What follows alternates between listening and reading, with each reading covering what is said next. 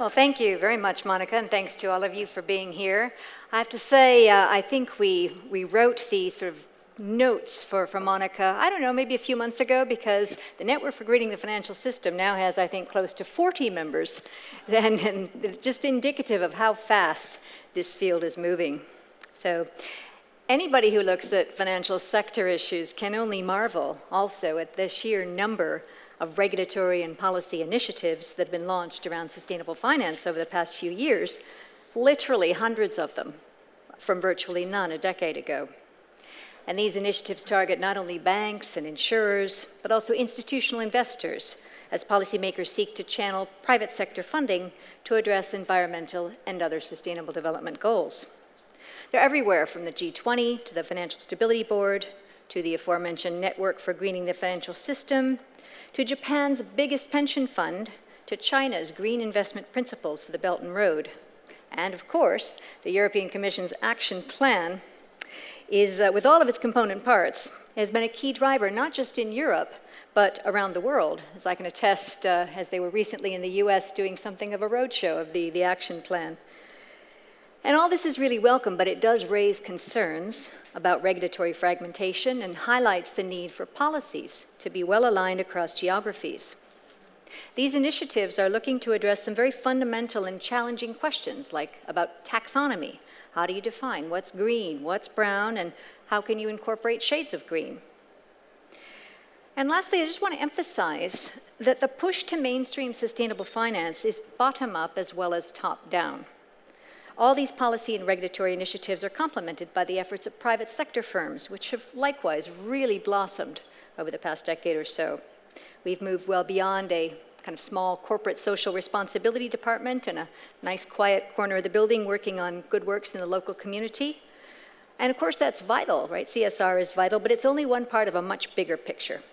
Our member firms are now acting to integrate sustainability considerations throughout their business models, green their global supply chains, and make a strong positive contribution to the transition to a low-carbon economy.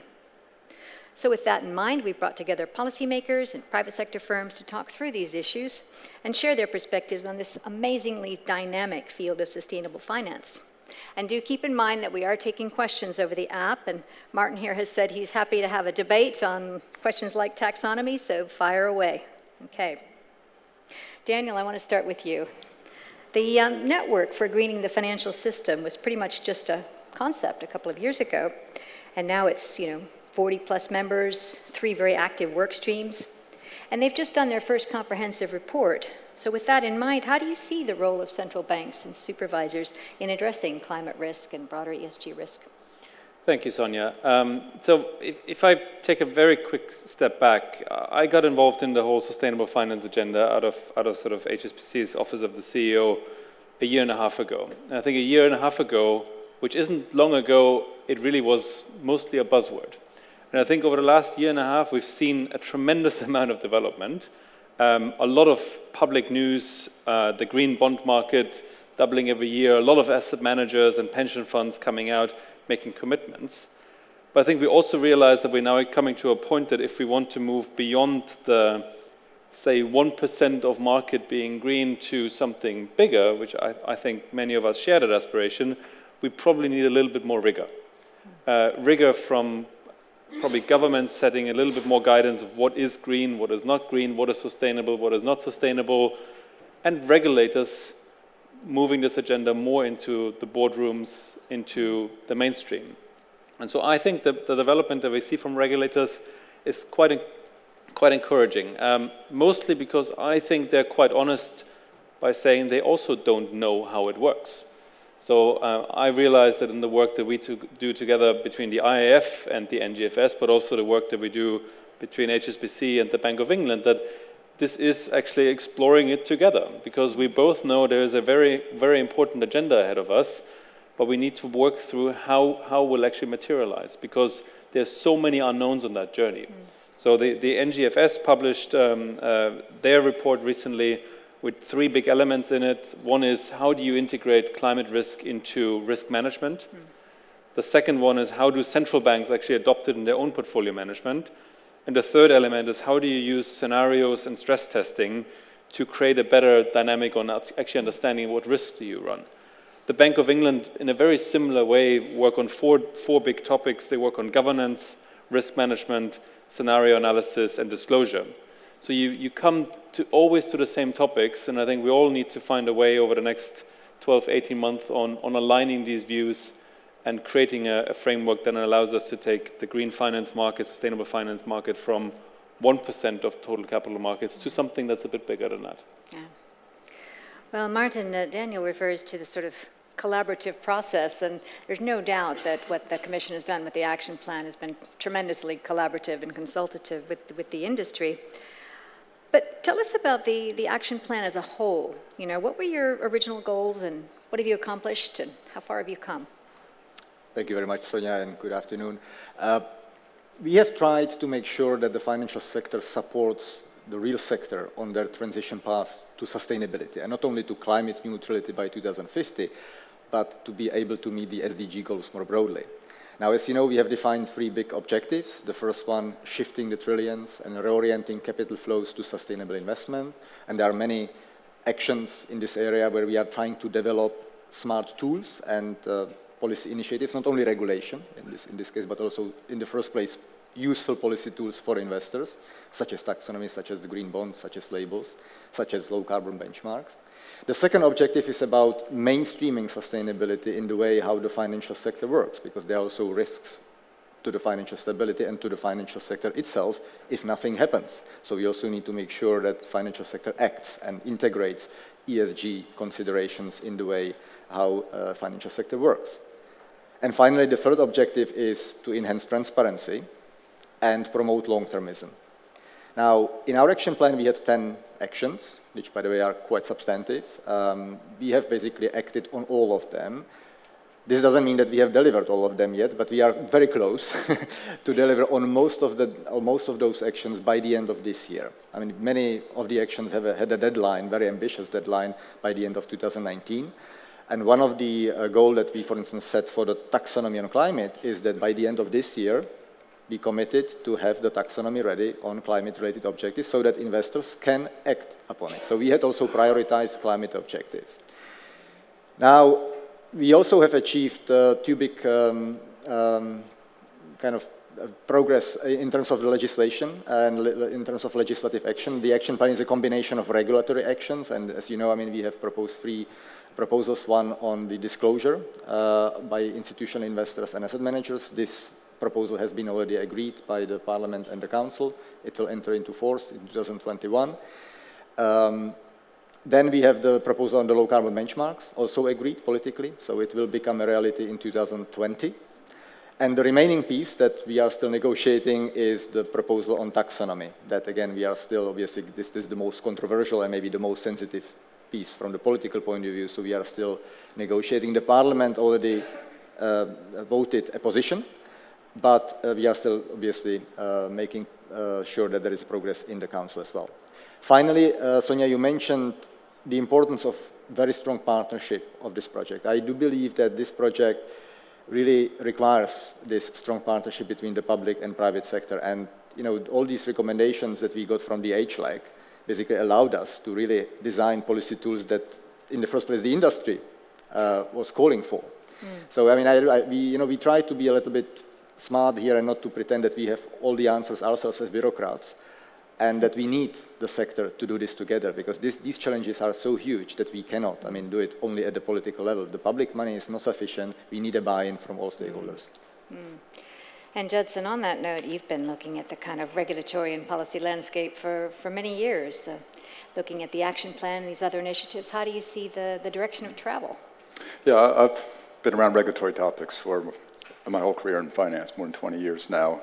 I've been trying to come to terms with the sustainability challenges for the past 10 years. But the growth we've seen in the regulatory agenda, these two converging in the past 2 years, I think has been remarkable, and largely down to the initial efforts of the European Commission. They say that imitation is the sincerest form of flattery. In that sense, I think the European Commission should feel very good about itself. When you look at the number of jurisdictions that have set up expert groups, developed green finance strategies, it's actually remarkable. But I do think we can learn some lessons from prior regulatory efforts. If I think about sort of the first 10 years before the crisis, it was largely around the prudential regime and the shift from a very standardized one-size-fits-all set of risk weights into a model-based regime, trying to align internal measures with the regulatory measures. And there was a high degree of collaboration going on between the supervisory community and the banks, lots of data sharing, joint exercises, testing methodologies, and it was a very fruitful set of discussions, and I think got to a result. Obviously it wasn't perfect, but it was a very, very productive exercise, and I'm pleased to see what the Bank of England is doing and the work they're doing with the industry. I'm pleased to see how the European Commission has taken its action plan, but I think there's more that can be done, particularly at a global level. So I think the role that the IEF can play vis-a-vis the NGFS really could be a very productive mirror to what was done in that period when the market risk amendment got implemented in 1996 to when Basel II was finished in 2006.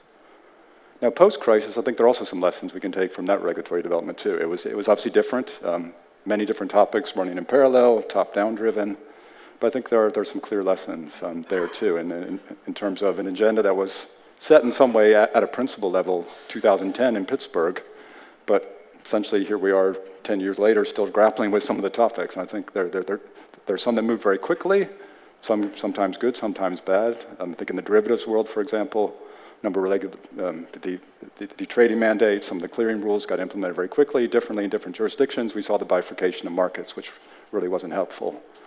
On the other hand, the margin rules have been phased in over time, and I think it's gone much more smoothly than anyone ever anticipated.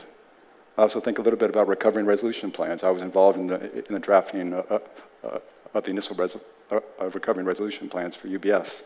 At the time, back in 2011, 12, it was all about data and templates and drafting hundreds of pages of plans. As I've seen the years evolve, now it's much more around capabilities and testing.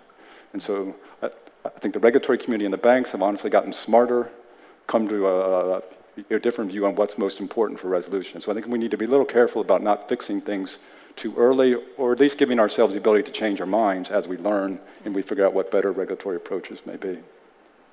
I think that's a really good overview of the backdrop, and it kind of sets us up for where we go next. And clearly, I think one of the hottest topics in town, especially this week, is the taxonomy report that's out. And so Martin, the technical expert group, has released its long-awaited report, months and months of work, contributions from investors, academics, civil society, trade associations.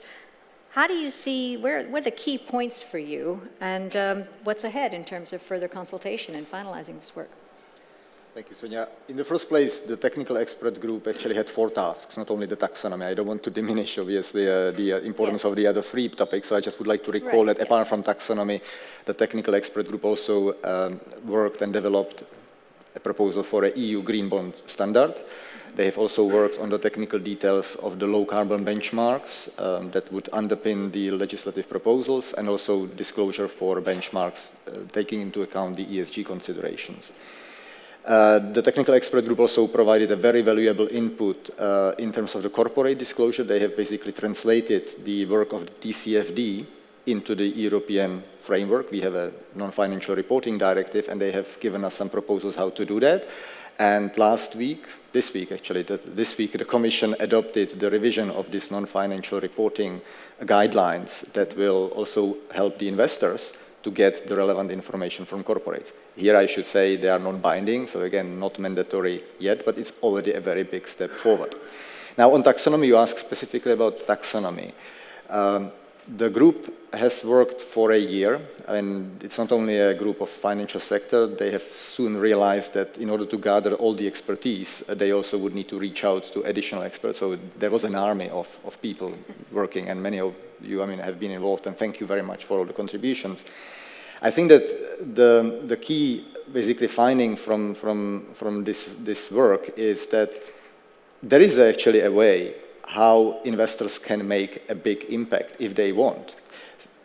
And the way is now shown by the tech that if you want to take into account environmental objectives in the way how you make investment decisions, this is the guidance that will show you if you want to make an impact, if you pick up any of the activities that is on the taxonomy list, basically you can be sure that this is really making a huge impact. So these arguments about the lack of clarity, what is really substantially contributing to climate or environmental objectives, now has been brought. This was, by the way, in our analysis, one of the big obstacles to move from the 1% to 5 and 10 and 50. But now the tool has been designed. I mean, the tool is not yet fully perfect. It's not yet fully finalized. That's also why the work of the tech needs to continue. They have now launched, the technical expert group has launched a call for feedback. So we will need further input from various stakeholders, not only from the financial sector, but also from the corporates. But I would not deny that there are still some issues. And one of the issues that has already emerged in our discussions, not only in the tech, but elsewhere, is that we need to make sure that the taxonomy is usable and pragmatic. I mean, we don't want to have a tool that is, just very burdensome to use. I mean, we want to have an impact. So the group has also prepared a summary of the report. There is a report of 414 pages. Please do not print it. But there is also a short summary, maybe you might wish to consider printing this one, which explains how taxonomy can be used. And this is a proposal for a debate, and we need to have this debate, how to scale up the use of this super useful instrument. And for that reason, we have also organized an event next Monday in Brussels, here in Brussels, where we will basically have a debate with all stakeholders that are interested how to make it happen. I think they're all going to be there. I mean, yeah, I hope like so. 1,000 people signed up. Yeah. Daniel Martin talks of pragmatism, which is very, very welcome, of course, but there's some controversial elements to this taxonomy, and maybe you could share some industry perspectives on what's come out. Yes, I mean, this is obviously very fresh, 2 days, and I think before we talk about taxonomy, it's important that we think about sustainable finance on 2 levels. There's the bit that we really define as sustainable or green, that has to follow a certain taxonomy, and then there's the much wider equity market, debt market, balance sheet, where I think regulators are taking a much bigger interest in how does that shape? What's the shape of that? Because if you only look at the X% that are following a certain taxonomy, you may actually end up with a big problem on the rest. And I want to talk a little bit about both elements. I think taxonomy is incredibly important. I mean, we were drivers of the green bond principles, then the green loan principles, and I think we can all agree that actually it worked. Defining a taxonomy allowed a market to develop that otherwise wouldn't have developed. And so I think the taxonomy that was put out will have the same effect. It will give another kicker, another acceleration to something that we actually globally I think is proven. I think the 2 or 3 concerns that we debated in our IIF working group so far is, one, we need to make sure there is some level of global alignment, because I think the green bond principles worked because they were global, and this is a global capital market, so some form of alignment that allows investors to judge between jurisdictions is important, and I know there's some work in progress to achieve that. The second is achieving the taxonomy or making it usable depends on data. The majority of the economy is neither brown nor green, it's somewhere in the middle, and getting the right disclosure, the right information will be critical and will not be there overnight. And the third element that we discussed in our IIF meeting yesterday actually is, how do we marry up this footprint-based logic of taxonomy with a process-based logic where we are thinking about stewardship, ESG integration. And so we're looking at 2 very different ways of defining sustainable finance. Both are very valid, but both are important. And so we need to bring that together in some way. So that's the taxonomy bit. I think the much wider view of sustainable finance is the one that the regulators are taking, where they are more and more going into the normal way of risk management. So they would like us, and I think that's a very valid approach, to look at how does climate change feature in overall governance, in normal risk management. Because if we achieve 5-10% of a green market, 90% will be on the balance sheet, and that's, I think, really the piece of work that needs much more data, information, disclosure, and that's where TCFD and all of these other frameworks are so important. So I think both elements are incredibly important, and we can't overemphasize one and forget the other. We now just need to make sure they function together. Well, this might be a good point to introduce a question from the audience here, which I think has taxonomy links here. They ask, electric cars, these are to provide a greener and less carbon-intensive economy, but these cars depend on green energy, not always the case. So how would you evaluate this emerging sector in a sustainable manner? So I think it's a bit the question around sort of the inputs to electric cars and how do you evaluate this in the context of a green taxonomy? Well, what I would say is that obviously all the kind of the obvious green stuff that are already on the taxonomies now you will find it on the taxonomy that has been proposed by the TEC. But the ambition here, that I would like to recall of the TEC is going much further. They are really targeting not only the green niche and the kind of the usual wind farms and electric cars and all the green stuff that we already know, solar panels, but actually they are really targeting the sectors where the emissions are extremely high, but where the potential to reduce the emissions is very significant. So if you look at the work, they have focused on the usual kind of sectors, agriculture, energy, manufacturing, building, transport, where the kind of challenges stemming from the transition to climate neutrality are really most significant. We will need cement, we will need production of steel, also for the wind turbine. So we have also worked together with colleagues in the technical expert group on finding ways how companies can change their way of production from moving where they are now, which is very highly emitting, to a way which will be much more environmentally friendly. And this can be even in the sectors that are currently polluting. So, this question, I don't want to be specific on particular issue because the Commission has not taken a specific view on any of the examples taken in the TEC report, and I prefer not to take a position on that. But I just would like to highlight this important fact that the ambition of the TEC goes much further, and this is the only way how we can really meet the Paris targets. So Judson, I don't know if you'd like to comment on the taxonomy and maybe on the multitude of terms for sustainable investment out there that might need aligning as well. Yeah, they're two slightly different topics. You have the taxonomy trying to define what's green and a terminology in terms of how we label our products. But in some ways they are related in terms of needing to have clear and credible ways to communicate what we're actually doing as an industry. I think back a bit to when I was a young law student and we had a bit of a grandmother test. We said, if you can't explain it to your grandmother, you clearly don't understand it or you're overcomplicating it. So I think we need to find a way, whether it's the taxonomy or I think the green bond principles have given good examples historically of communicating clearly internally to our product people, to our investment people, to our bankers, as well as externally to our clients, what exactly we are doing and what kind of finance we're doing and how that actually achieves the transitions that we're looking for. I think there are different ways, clearly. One can do it through a rather detailed activity-based example like the taxonomy, so I think we should try that out, see how it works. Obviously, the green bond principles have historically offered another mechanism for doing that. But clearly, there's a need to protect against greenwashing. So there needs to be a set of process standards, to your point, Daniel, that basically ensures that the people who are doing financing that they think is green are forced to state what it is, how they're doing it, what the outcomes are, and even potentially go through some sort of assurance process around that. I think some other jurisdictions are developing regulations that will actually enforce those norms. Hong Kong has done something quite recently to force anyone selling an ESG or a green fund to basically register with them and then go through a specific set of process steps to prove that. Or the IFC. In its operating principles.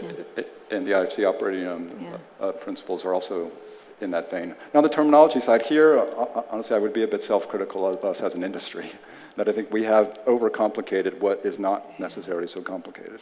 I think you highlighted a couple ways in which investment occurs. You're either trying to do very leading edge impact, green, you're trying to essentially do stewardship, shift things from brown to green, or maybe you're trying to exclude certain things. You say you have certain activities I will just not do. I don't think it's really as complicated maybe as the labels on which we put on our products. So I think there is something that we as an industry can do, potentially with the IEF support, to really think about, can we coalesce around a simpler way in which we describe what we are doing so that both the supervisory community can gain the confidence in that it is credible, as well as our clients understand better what it is we're trying to achieve. Yeah, it's a good goal. So I want to move from taxonomy to another hot topic in the sustainable finance world, which is, of course, disclosure. And Daniel, I'll start with you here. Our IIF Sustainable Finance Working Group, which you chair, has devoted a lot of ink to what good disclosure looks like. In fact, we're going to be putting out a report on that shortly. And of course, the Task Force on Climate-Related Financial Disclosures, or TCFD, has put out its second report, concluding we as an industry and the industry as a whole have not done enough yet on effective disclosure. So why is disclosure such a challenging issue? Why should it be so hard? Yeah, so I think why is disclosure so important? We have an annual survey where we ask about 1,500 investors what's holding back, or about sustainable finance in general, but one of the questions is what's holding back the market? And the three answers are lack of information, inconsistency of definitions, and actually lack of opportunity. 80% of investors say the lack of information actually is the problem.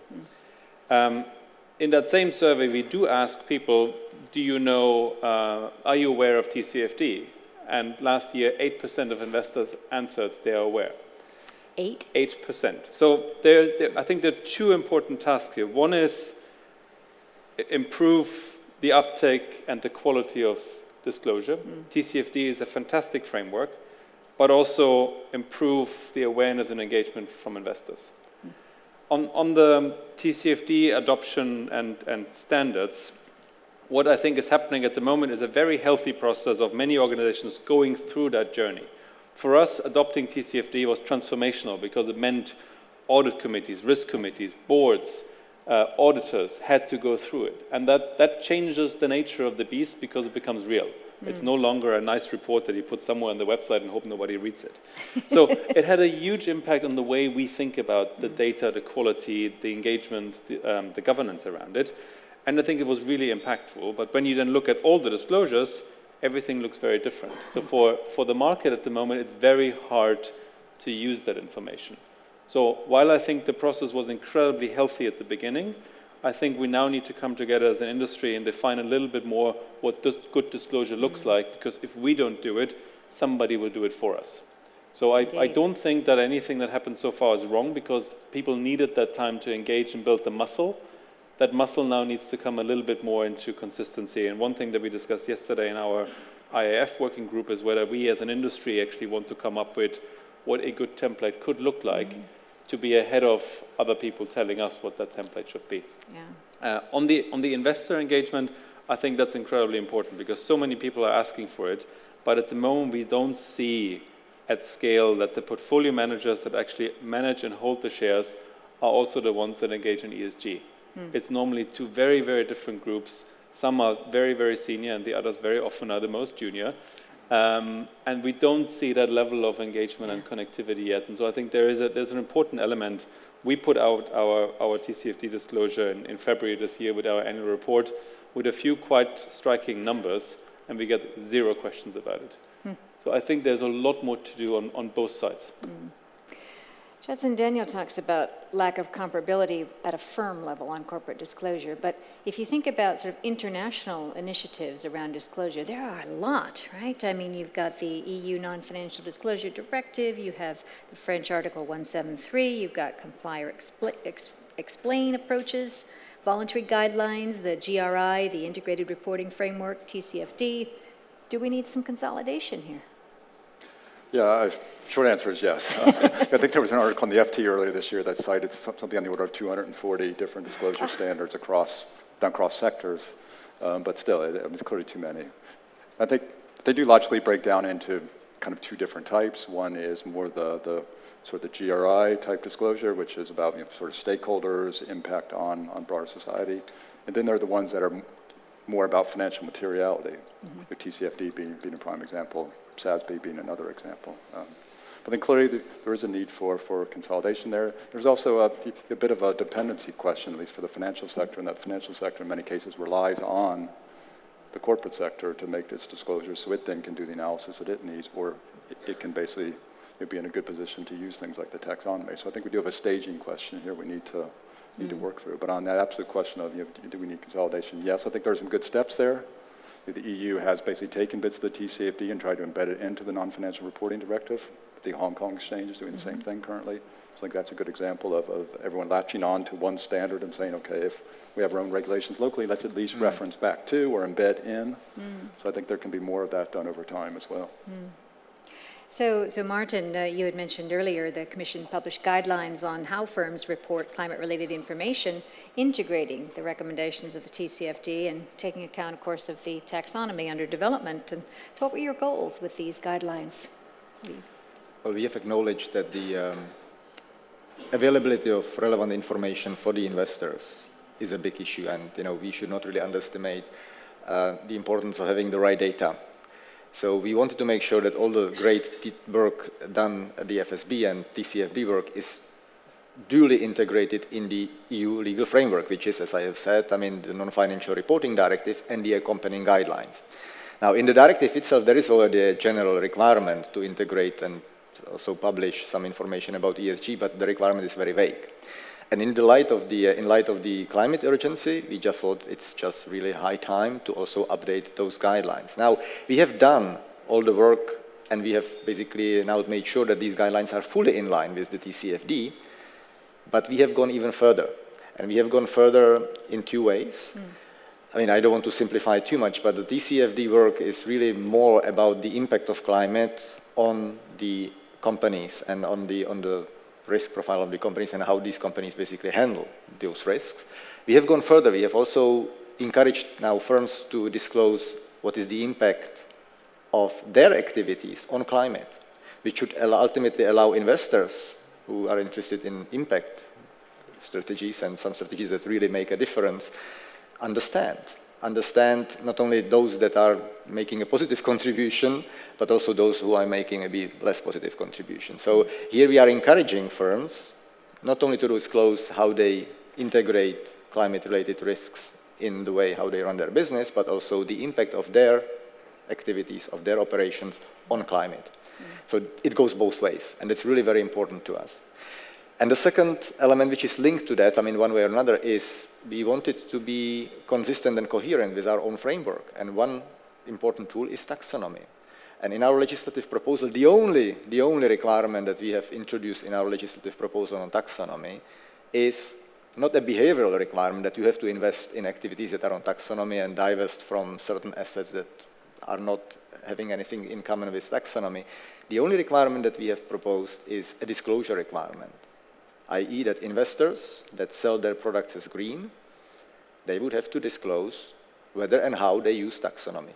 Because we believe that this is the only objective criterion against which the ultimate investors can compare products and the different degree of greenness of those products. Now, the reason why I mentioned taxonomy here is that in order to comply with this requirement on disclosure that is linked to taxonomy, there is a need also for corporates to provide information, for instance, what is the proportion of their revenues that are stemming from activities that will be on the taxonomy list. So this is one of the examples of an indicator that you will find in the guidelines now that have been adopted. The other example is we should not only be static, the revenues are static, but we should also be forward-looking. So one of the other indicators that has been proposed, and we have encouraged corporates to disclose, is the capital expenditure, investments that companies would like to carry out, but maybe they are struggling to find funding. And we should also look at it from the perspective of an opportunity for those corporates. They might argue, we have struggled to find funding for this activity or for this project that would be ultimately on the taxonomy. Now they would be encouraged to disclose, this is what I want to do. And we can then much more easily match the demand with the supply. So I hope that, when Daniel said that, there is a lack of opportunity, as the third kind of obstacle, that this obstacle will no longer be there for long. So. Well, having gotten views on two key topics around taxonomy and disclosure, I want to spend the final part of our discussion taking a look ahead, maybe toward 2030, 2050, and looking into the future. And one of the things, Judson, that we've discussed in our Sustainable Finance Working Group is the importance of making sure policy objectives are aligned, right? Not just financial regulation, but other types of policies as well, including taxation. And do you think this is being done effectively? And can new initiatives like the Coalition for Finance Ministers for Climate Action, can they help? Yeah, I mentioned my grandmother earlier. The other person who holds the mirror up to my face to keep me honest is my 5-year-old son. So earlier this year, he came to breakfast one day and he said, "Daddy, plastic's bad for fish. I don't want plastic anymore." So we gave ourselves the challenge, actually, to go to the supermarket and try and do a week's worth of shopping, no plastic. Miserably failed. And he's 5 years old, so basically at every stage it was a question of why? Why is that in plastic? Why do we have to buy so many? Why can't we buy fresh? Why does it work this way? And I quickly exhausted my knowledge of supply chains, the consumer goods industry, the food and agriculture sector. But he had a point though, why? So I think one thing we need to think about, I know this goes beyond a bit the boundaries of the financial sector, is these things here. You know, what is the best way to get rid of these? We could put them on a list and say, those are the brown ones. We're going to raise your funding charges. We could put their cousins, the paper ones, on a list and say, those are the good ones. Direct capital there. Over time, it'll weed the others out of the market. Or there are other ways. There are other ways, for example, educating consumers enough so that companies like Starbucks say, we're going to take 1 billion of these out of the market by next year. We're not going to sort them. Or, for example, how the EU has done and say, you're not going to be able to sell them anymore in our market. So I think we do need to think at times about, given what we're confronted with and the kind of changes we're making, which are basically systemic re-engineerings of energy sectors, transport sectors, building sectors, food and agriculture sectors, what are the total mix of policies we need to get there?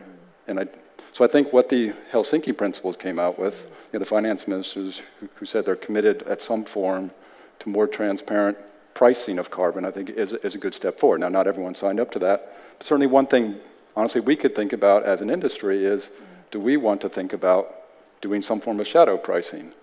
If the policies are difficult, and we've seen from Australia to France to Oregon, carbon taxes are difficult to get forward. Yeah, are there other ways we can move forward? And also, are there other regulatory instruments? So it's not all trying to be driven through the financial sector.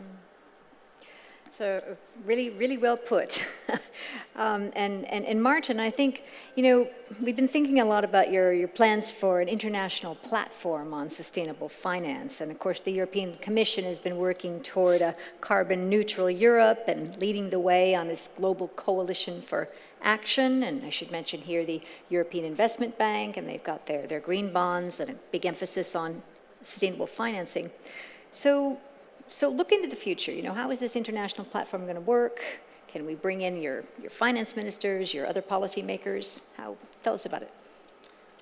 Well, the rationale why we started to talk about doing something at the international level was that even if we are successful, and I hope that we will be successful to reach climate neutrality by 2050 in the European Union, we will be able to reduce, I think, 11% of the global emissions altogether.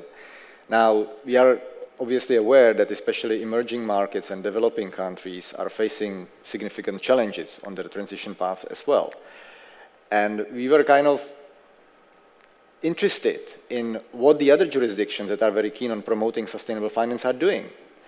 And we were interested because we wanted to understand what they are doing, and we wanted to avoid a situation that in 5 years, when everybody is doing something different, then investors that are global, and since those challenges do not know borders, will ultimately face different obstacles. I mean, Daniel mentioned 3, and then maybe there would be another 4th, which is fragmentation at the global level, because we would have different frameworks, different policy tools, different requirements, different disclosure requirements, different standards, and it would be a jungle and it would be a mess. And frankly, then it would be too late, because in 5 years we will be just in the middle of the period which is the most critical for climate. And I'm talking only about climate, I'm not talking about the SDGs. So the whole rationale why we wanted to kind of launch a debate, and again, not necessarily impose the EU law on the rest of the world, I need to emphasize it here, was to understand what the other jurisdictions that are already promoting sustainable finance agenda are doing, and to have an exchange who is doing what, and to have an also exchange on whether some of the tools that we are developing, there is a potential to align some of the tools and find a common denominator that would ultimately facilitate the life of investors and the financial sector to act globally and to act actually in a way that would connect the local needs, which are also in the emerging countries, with the global nature of capital markets.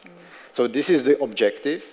And that's why we had this conference in March earlier this year, where we invited representatives from China, India, Japan, Canada, South Africa, Kenya, Morocco, and Chile. And now we are following up with those countries to understand basically whether they would be interested to kind of create this international platform that would have this goal of aligning some of the policy tools and frameworks to the extent possible, that ultimately investors can act upon those tools globally. Well, let's hope that this alignment extends to getting rid of straws everywhere in the world. No more plastic straws. Daniel, nobody does a summation better than you do, so you get the last word here. And you have talked quite a bit about the role of the financial sector in financing the transition. So how do you see progress to date, and how do you see efforts evolving, and what is our Sustainable Finance Working Group going to do to help? So big burden to summarize all of this. I think we talked a lot about the regulatory side of it. I think I would like to end with the other two lenses. I think there's a big lens of regulation and risk, and I think there's a big danger that we look at sustainable finance more and more through that lens. If there are two other lenses that are incredibly important. One, this is an incredible opportunity. Yeah.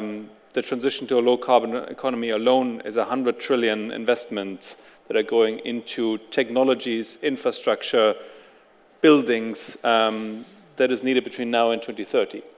That is the single biggest banking opportunity, investment opportunity that the world has.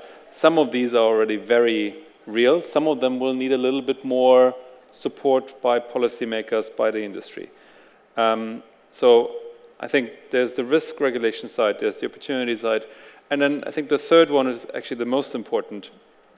Sustainable finance and this whole discussion around green, ESG, SDGs is a way for the financial sector to come back into society.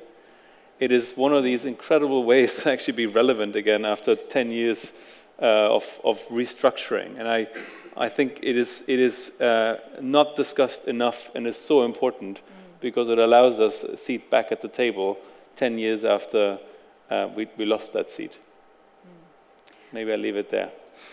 Thank you very much. I think that's wraps it all up very elegantly. And thanks to the audience, and we've stood between you and drinks, so thank you very much for being here, and thanks to our panelists for a great discussion. Thank you, Sonia.